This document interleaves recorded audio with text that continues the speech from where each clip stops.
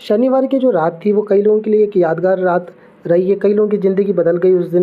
लेकिन बहुत सारे ऐसे भी लोग रहे जिनके सपनों पर पानी फिर गया या कई लोगों को बहुत तगड़ा सदमा लगा इस रिज़ल्ट को देख कर के। बात कर रहे हैं हम सीजीएल 2022 को लेकर के। 2 दिन बाद वीडियो अपलोड हो रहा है, कुछ रीज़न्स था जिसकी वजह से वीडियो आपको नहीं मिल पाया हो। तो इस वीडियो में जो हम बात करेंगे जो फाइनल रिज़ल्ट आया और जो कट ऑफ का जो कुछ खेल रहा है, जिसको लेके आप 2 दिन से परेशान हो गए। कई लोग का जो नहीं चाह रहे थे वो मिल गया, जो लोग एक पोस्ट की उम्मीद कर रहे थे वो पोस्ट से रह गए। सब कुछ इस वीडियो में मैं बात करूँगा। कट ऑफ इतना ऊपर जो वेरिएशन ऊपर नीचे उसके बारे में हम बात करेंगे। आगे का प्रोसेस जो लोग सेलेक्ट हो गए हो, आगे के प्रोसेस के लिए हम बात कर लेंगे और कौन सा लोकेशन मिल पाएगा जो वो सेलेक्ट हुए उस पर हम बात करेंगे। तो दोनों लोगों के लिए वीडियो है जिनका नहीं हुआ है, जो लोग सेलेक्ट हुए हो, और क्या कुछ रियलिटी हम देख करके, क्योंकि आगे जो चीज़ें हैं आपका बहुत कुछ डिसीजन इसी के हिसाब से होना। कई लोगों की हिम्मत टूट गई है, कई लोग समझ ही नहीं पा रहे कि हुआ क्या। तो सब कुछ इसमें हम बात करेंगे। पहले हम उलटफेर देख लेते हैं रिजल्ट में क्या कुछ देखने को मिला। सबसे पहले चीज़, जहाँ पर 2800 ग्रेड पे की लग रही थी कि एक पोस्ट मिल जाएगी और कॉन्फिडेंट था कैंडिडेट, वहाँ पर कोई पोस्ट नहीं मिलता हुआ भी नज़र आया है। यानी बहुत सारे कैंडिडेट ऐसे रहे जो अच्छा स्कोर किए हुए थे, 2800 ग्रेड पे की पूरी उम्मीद थी कि पोस्ट मिल जाएगी, नहीं मिल पाया पोस्ट। रीज़न क्या रहा है हम बात करेंगे उस पर भी आगे। पोस्टल असिस्टेंट, यार ये जो अनपॉपुलर पोस्ट थी कि यार पीएसए कौन भर रहा है, या फिर पीएसए तो बिल्कुल कम जानी है, उसकी कट ऑफ ने सबसे ज़्यादा जो हैरान किया। जब राइटअप आया तो मेरे पास जो कॉल आया उस रिजल्ट के टाइम पर ही सबसे ज़्यादा जो हैरान करने वाली बात थी वो यही थी कि पीएसए कट ऑफ इतनी हाई कैसे चढ़ गई। पीएसए ही लोगों को नहीं मिल पाई। लोगों को लग रहा था कि जो 2800 के सपने देख रखे थे या 2400, तो यार श्योर था कि टीए तो मिल ही जाएगा, वहाँ पोस्टल असिस्टेंट भी ना मिल पाया उनको। कुछ शिफ्ट में ऐसे कैंडिडेट रहे हैं जिनके 2800 ग्रेड पे के नंबर अच्छे थे, 2800 से थोड़े ज़्यादा नंबर थे, और 4600 की कोई उम्मीद नहीं थी, भर के बस आ गए थे कि 4600 तो मिलना नहीं है। उनको 4600 ग्रेड पे मिला है यार, वो भी काफ़ी कुछ उलटफेर या फिर हैरान करने वाला उनके लिए रहा है। सीपीटी वाली पोस्ट के लिए बहुत सारे कैंडिडेट ऐसे थे जिनके स्कोर अच्छे थे कंप्यूटर में और वैसे भी मार्क्स अच्छे थे। कट ऑफ क्लियर होने के बाद भी, उनके मार्क्स रहने के बाद भी उनको पोस्ट नहीं मिल पाई है, जो कि उनके लिए भी हैरान करने वाली बात रही है। और 2800 सोच के बैठे हुए थे बहुत सारे कैंडिडेट, और उन्होंने पोस्ट भरते वक्त केवल 2800 तक ही भर के आए, क्योंकि 2400 तक की नौबत नहीं आएगी उनको लगा था ये चीज़ का, और पोस्ट भरा ही नहीं पीएसए का। और हुआ ये कि पीएसए से भी वो रह गए। और ऐसे कुछ कैंडिडेट रहे हैं जिनके पास जॉब भी नहीं थी, लेकिन बस ये कि पीएसए करना नहीं है मुझे, वो भर के नहीं आए, तो उनको भी सदमा लगा है। तो ये सब कुछ चीज़ें रिज़ल्ट ने करके रखी है। अगर आप नए कैंडिडेट हो या 1-2 साल से तैयारी करोगे, आपके सवाल मन में हज़ारों सवाल होंगे, हज़ारों आप पॉइंट्स रखे होंगे, लेकिन जो देते आ रहे हैं वो जानते हैं कि एसएससी यही है एसएससी, राइट। इसे वो कहते हैं एसएससी। एसएससी में आपका पढ़ाई के साथ साथ बहुत सारी चीज़ें फैक्टर रखती हैं, आपकी बहुत सारी चीज़ें मायने रखती हैं, दिन, समय, शिफ्ट, सब कुछ इसमें चलता है। और वही कुछ हुआ है। बात करते हैं कट ऑफ जो आगे उगल दिया। सबसे साफ बता दूं मैं कारण उसका, नॉर्मलाइजेशन में किस में क्या कुछ बड़ा है। अभी थोड़ा अगर चीज़ें शेयर करी जाएंगी तो वही कि परेशान करने वाला कारण है। कारण बस साफ है कि एक शिफ्ट में आपके मार्क्स बढ़ने की वजह से ये नॉर्मलाइजेशन देखने को मिला है। कठिन शिफ्ट में यार 20 से 23 नंबर के मार्क्स कैंडिडेट ने बताए हैं, जिनके भी जो भी शिफ्ट से रहे हैं, राइट।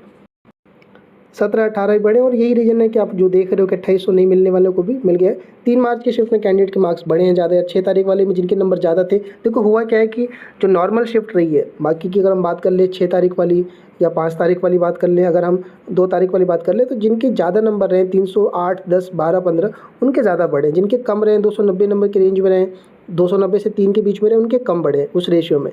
तो ये कुछ नॉर्मलाइजेशन का जो खेल रहा है, जो उनका जो फार्मूला है, जो अतरंगी फार्मूला है एसएससी का, वो जिस तरह से काम किया है उसका ये असर साफ देख रहे हो।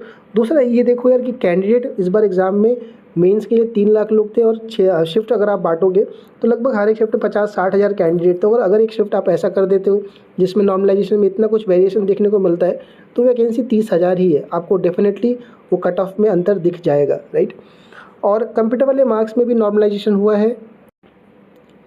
जिन कैंडिडेट के मार्क्स, मतलब जो राइटअप आई है कि 27 मार्क्स है आपको उसके लिए, तो उसमें उससे कम बन रहे थे, 23-24 भी बन रहे थे।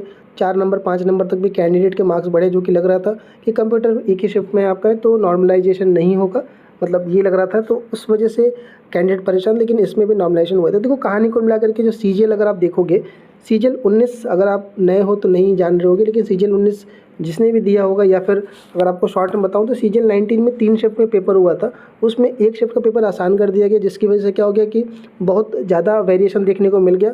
मैक्सिमम कैंडिडेट यहाँ से सेलेक्ट हो गए तीसरे वाले शिफ्ट से, और इस वजह से क्या बहुत कुछ मैटर चला, केस वेस हुआ, लेकिन फाइनली जानते हो कि गवर्नमेंट का क्या कुछ रहता है, वो हम बात उस पर नहीं करते। मेन बात कहने का है कि इसकी वजह से एसएससी ने क्या किया कि सीजीएल 20 और 21 में एक ही डेट पर मेंस कराने का डिसाइड लिया कि नॉर्मलाइजेशन का चक्कर ही खत्म हो जाए। तो 20 और 21 से स्मूथ चला, कोई प्रॉब्लम नहीं आई।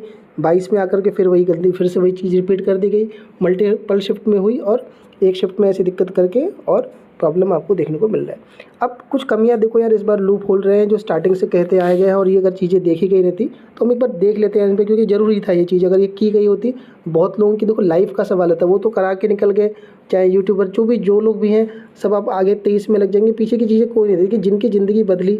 कई लोग थे ऐसे जो जॉब छोड़ के तैयारी कर रहे थे, कई सारे लास्ट स्टेज पे थे, कई सारी फीमेल कैंडिडेट थे जिनके शादी वगैरह का या फिर फैमिली ने लास्ट चांस दे रखा थे। हज़ारों केस रहते हैं। जो लोग डायरेक्ट कनेक्ट रहते हैं स्टूडेंट से, वो जानते हैं कि सिर्फ रिजल्ट नहीं है ये कि चलो अगली बार तैयारी कर लेंगे। बहुत सारी चीज़ें रहती हैं, जुड़ी रहती है, बहुत सारी उम्मीदें जुड़ी रहती हैं, और कैंडिडेट बहुत सारे लोग जॉब छोड़ करके किस किस स्टेज से पहुँचे रहते हैं, यहाँ तक कोई नहीं जानता इस चीज़ को।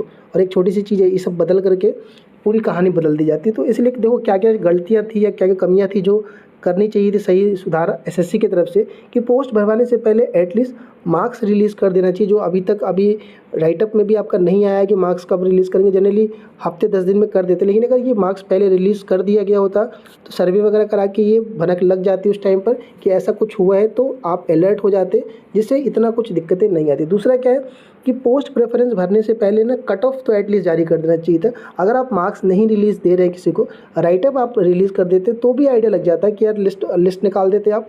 और पोस्ट प्रेफरेंस में आपको मैक्सिमम यार डबल या ट्रिपल, मान लो 30,000 वैकेंसी है तो ज़्यादा से ज़्यादा 70-80 हज़ार लोगों को ही पास करना चाहिए था, जिससे पोस्ट भरते वक्त थोड़ी क्लैरिटी रहे। और दूसरी चीज़ ये भी रहे कि जब पता है कि यार कितने भी, अगर 30,000 वैकेंसी मैक्सिमम 50,000 तक जा पाएगा, उससे ज़्यादा कैंडिडेट स्किप नहीं करें। आज के टाइम में जिसके पास जॉब है वो भी आप 2-3 पोस्ट लेने को तैयार है, राइट, क्योंकि सभी अपने आप को एक सेफ जोन में रखना चाह रहे हैं, या फिर एक है मार्केट में ट्रेंड कि यार मैं 2 जगह सेलेक्टेड हूँ, 3 जगह सेलेक्टेड हूँ।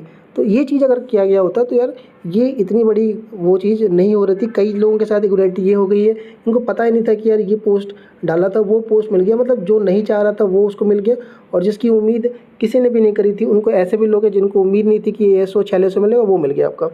वेटिंग लिस्ट यार ये ज़रूरी होना चाहिए, क्योंकि मोर देन 50% सीटें खाली जाएंगी इस बार। जो लोग सेलेक्ट हुए पीएसए में से वो तो जा ही रही है 50-60%, बाकी अदर पोस्ट भी ऐसी है जो वैकेंट रह जाएगी, खाली रह जाएगी।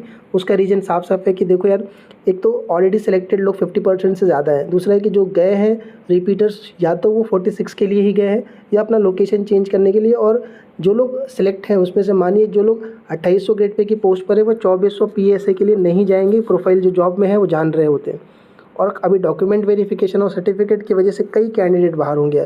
तो जो मान लीजिए 1000 भी लोग बाहर हो रहे तो 1000 लोग को जॉब मिल सकती थी, लेकिन एसएससी ने साफ साफ नोटिफिकेशन में दिया हुआ है, राइटअप में दिया है रिजल्ट में, कि कोई भी वेटिंग लिस्ट का चक्कर नहीं है। जो भी वैकेंसी बचेगी वो आगे कैरी फॉरवर्ड कर दी जाएगी। जो गलत था इसको सुधारा जा सकता था, क्योंकि एसएससी के डीवी में जब होता था तो वो रोक देते थे। कुछ मान लो 500 लोग ही रोके गए, तो वो 500 लोग तो मतलब 500 जेन्युइन लोगों को तो पोस्ट मिली ना।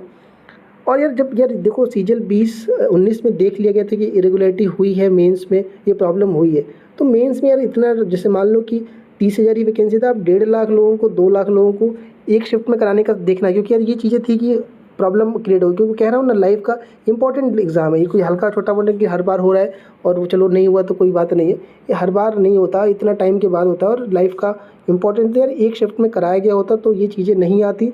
सीजीएल 19 में आई थी, फिर से ये था कि यार कहीं ना कहीं कुछ चीज़ें बदलेंगी तो इस चीज़ को मैनेज किया जा सकता था, और इतना बड़ा एग्जाम है कि टीसीएस करा रही है तो मैनेज किया जा सकता था।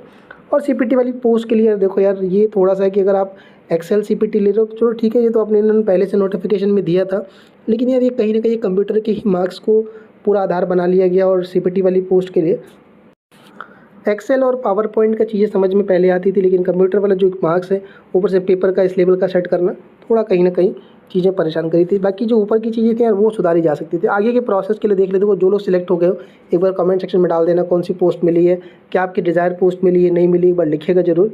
सबसे पहले जो भी पोस्ट मिला है उसका आप टेलीग्राम ग्रुप या व्हाट्सएप ग्रुप जरूर ज्वाइन कर लीजिएगा। टेलीग्राम ग्रुप, जो व्हाट्सएप ग्रुप नहीं मिल रहा होगा थोड़ा सब्र करिएगा, सैटरडे संडे तक वेट करिएगा। मैं सारे ग्रुप का लिंक अपने टेलीग्राम चैनल के नीचे लिंक दिया हुआ है, उस पर ज्वाइन करके रखिएगा, मैं वहाँ पिन कर दूँगा। थोड़ा टाइम मुझे चाहिए, क्योंकि यार जब से रिजल्ट आया अब चीज़ें कंट्रोल में नहीं है, मैसेज और कॉल के रिप्लाई करने भी होते हैं, और थोड़ा सा मेरे साथ भी कुछ प्रॉब्लम चल रही थी, इस वजह से नहीं कर पाया, लेकिन 2-3 दिन के अंदर मैं जितने भी पोस्ट हैं सभी के ग्रुप में डाल दूँगा। देखिए डॉक्यूमेंट्स डिपार्टमेंट के लिए क्योंकि डॉक्यूमेंट्स को लेकर बहुत सारे इश्यूज़ हैं। अभी एक वीडियो डाला था, उसमें कई सारे मैसेज पड़े हुए हैं कि सर ये दिक्कतें हैं, एनओसी का मुद्दा है, सर्टिफिकेट इशू है। कौन कौन से डॉक्यूमेंट लगेंगे, एक वीडियो डाला गया है चैनल पे 2 दिन। दूसरा इसके पहले के 2 वीडियो देख लीजिएगा, वहाँ पर सारा डिटेल में बताया गया, एक बार आप देख लीजिए, क्योंकि टाइम नहीं रहेगा डीवी के डॉक्यूमेंट्स के लिए दोबारा से कुछ गड़बड़ होगा तो अभी से बनवा के रखिएगा, और इश्यूज़ के लिए आप मुझे मैसेज कर दीजिएगा। तो देखो अभी हम एलोकेशन की बात कर लेते हैं, मतलब कौन सा लोकेशन क्या है, क्या प्रोसेस होता है इसका। देखिए इसमें 2 तरह की पोस्टें आपकी है, जो आपको पोस्ट मिला है सीजीएल 2022 की बात करें तो पहला एक वो पोस्ट है जिसमें आपका रैंक बेसिस पर एलोकेशन होता है। जो भी पोस्ट मिली है, कई लोग नए हैं जिनको नहीं पता है कि मेरा एलोकेशन अभी भी सीएजी मिला है, लोगों को पूछने की पूछता है क्या वो मुझे, तो होता है बहुत सारे नए, कि हम हर टाइप के कैंडिडेट जुड़े होते हैं। तो एक तो वो है जो रैंक बेसिस पे, यानी आपसे पूछेगा कि आप कहाँ जाना चाहते हो, और एक वो रैंडम बेसिस पे जो एलोकेशन करता है। 2 तरह की कैटेगरी की पोस्ट है। आपको जैसे मान लीजिए कि सीएजी मिला है, सीएजी का ऑडिटर या अकाउंटेंट मिला हुआ है, तो वो रैंक बेसिस पे करेगा। आपको सीजीडीए मिला है, आपको सीजी अकाउंटेंट मिला है, तो ये रैंडम एलोकेशन करते हैं। कौन कौन सी क्या है, मैं आपको हर एक पोस्ट वाइज वीडियो डालूंगा, टेंशन ना लीजिएगा, चैनल पर रहिएगा, रेगुलर वीडियोज़ आ जाएंगी, जितनी भी पोस्टें हैं सभी की एक करके मैं अपलोड कर दूँगा। तो जो रैंक बेसिस है, अभी क्या होगा कि स्टेट ऑप्शन का फॉर्म आएगा आपका। तो जो स्टेट ऑप्शन का जो फॉर्म आएगा आपका, वो आपकी ऑनलाइन रहती है, साइट पे रहती है आपकी। कुछ ऑफलाइन भी भरवाते हैं, जैसे पोस्टल डिपार्टमेंट पहले ऑफलाइन भरवाता था आपका, हो सकता है कि ऑनलाइन कर दे इस बार आपका। तो स्टेट ऑप्शन जो आपका आएगा वो आपको अपने ग्रुप में मालूम चल जाएगा। बाकी कैसे आता है ये मैं आपको जब पोस्ट वाइज कवर करूँगा, सीएसएस का हो गया, आपका पोस्टल डिपार्टमेंट का हो गया, सीएजी का हो गया, मैं ये सब बताऊंगा कि कैसे ये होता है। आप चैनल बनेगा तो पहले आपसे स्टेट एलोकेशन का आएगा, और वो आपका रैंक के बेसिस पे करता है एलोकेशन, जो आपके नंबर है। इसमें एक बड़ा सवाल उठ रहा है अभी बहुत ज़्यादा कि सर मैंने जनरल की कट ऑफ क्लियर कर ली है। तो अगर आपने जनरल कट ऑफ क्लियर की है तो केवल पीएएसए को छोड़ करके जितने भी डिपार्टमेंट हैं, इनकम टैक्स कैग वाला हो गया, या फिर आप सीबीआईसी डिपार्टमेंट के अंदर हो, यानी कि जीएसटी हो गया, या फिर टीएससीबीआईसी, तो इनमें आपको कैटेगरी का बेनिफिट मिलेगा। यानी अगर आप ओबीसी से हो, जनरल में सेलेक्ट हो गए हो, स्टेट एलोकेशन में अगर आपको जनरल से सीट नहीं मिल पा रही है तो आपको कैटेगरी का बेनिफिट स्टेट में दिया जाता है, राइट। तो ये ध्यान रखिएगा। उसके बाद आपका स्टेट मिलने के बाद आपका जो भी करस्पॉन्डेंस होगा, मान लीजिए आपको राजस्थान मिल गया, मान लीजिए आपको गुजरात मिल गया, तो जो भी वहाँ का हेड ऑफिस होगा वो आपको बुलाएगा डिपार्टमेंटल डीवी के लिए, मेडिकल के लिए, वहाँ से करस्पॉन्डेंस होगा। डिटेल वीडियोस एक एक करके आएंगी, आपको चीज़ें समझ में आएगा, एक बार आप बस जिस देख लीजिए। जो रैंडम होता है, तो रैंडम वाले में क्या होगा कि जैसे आपको मान लीजिए सीजीए मिल गया है, तो सीजीए आपका जब सारी फाइल आपकी, अभी तो फाइल तैयार नहीं हुई है, लिस्ट पहुंच गई होगी एसएससी की आपकी, जिनको भी सीजीए मिला हुआ है, और वो लिस्ट के अकॉर्डिंग मिनिस्ट्री को एलोकेट कर देंगे, या फिर सीजीडी आपका कमांड एलोकेट कर देगा आपको, और जो भी लोकेशन आपका मिला होगा वहाँ से आपको अटेस्टेशन फॉर्म या डिपार्टमेंटल डीवी के लिए बुलाया जाएगा कि आप आइए अपने डॉक्यूमेंट्स लेकर के, ओरिजिनल वेरीफाई करवाइए, मेडिकल वगैरह का फॉर्मेट है वो कंप्लीट कराइए, और ज्वाइनिंग का प्रोसेस करिए। तो करस्पॉन्डेंस जो होता है वो कैसे होता है, किस डिपार्टमेंट में कितना टाइम लगता है, क्या क्या दिक्कतें आती हैं उसमें भी, राइट। इस पर देखो अलग अलग डिपार्टमेंट है, हर डिपार्टमेंट अपना अपना चलाएगा। सर्टिफिकेट के इशू आएंगे, कुछ ना कुछ ईडब्ल्यूएस के इशू आएंगे आपके। और पहले एसएससी का फ़िल्टर लग के आता था, एसएससी भी अगर एक बार अपने एंड पे कर दे तो डिपार्टमेंट आँख मूंद के चलो कोई दिक्कत नहीं, एसएससी ने भेजा है तो होगा। अब एसएससी नहीं कर रही है डिपार्टमेंटल डीवी, तो यार थोड़ा कुछ डिपार्टमेंट आपको स्ट्रिक्ट या ऑफिस टू ऑफिस चीज़ें बदलती। मैंने आपको बताया था कई जगह लोगों की 1 साल तक ज्वाइनिंग रोकी गई है, नहीं दी गई थी, प्रॉब्लम क्रिएट किया डॉक्यूमेंट की वजह से। तो वो सब दिक्कतें आएंगी, वो सब मैं आपको कवर करूँगा, बने रहेगा चैनल पे। पोस्ट लिखिएगा, डिप्रेस नहीं होइएगा, जिनका नहीं हुआ यार उनकी वजह से मैं 2 दिन परेशान रहा, मतलब सबसे ज़्यादा तो वही रहता है, लेकिन ठीक है सभी को लेके चलना है हमें। अब जो हो गया ठीक है, जिनका हो गया सिलेक्शन उनके साथ साथ ज़रूरी है, जिनका नहीं हुआ उनको भी लेके चलना है। हादसा सभी के साथ हुआ है यार इस वाले एग्ज़ाम में, और मैं कह रहा हूँ ना कि यार ये कि एग्ज़ाम नहीं होता, इसमें बहुत सारी चीज़ें जुड़ी रहती हैं, जो कनेक्ट रहता है स्टार्टिंग से एंड तक, वो चीज़ों को समझ पा रहा होता है। बाकी कुछ दिन का ये हल्ला निकल जाएगा और 23 आ जाएगा, सब 23 में जुड़ जाएंगे। डिमोटिवेट मत होइए, खुश रहिए और तैयारी करते रहिए। बाकी कोई भी हेल्प चाहिए मैं पूरी कोशिश कर रहा हूँ, जितना बेस्ट हो पाए उतना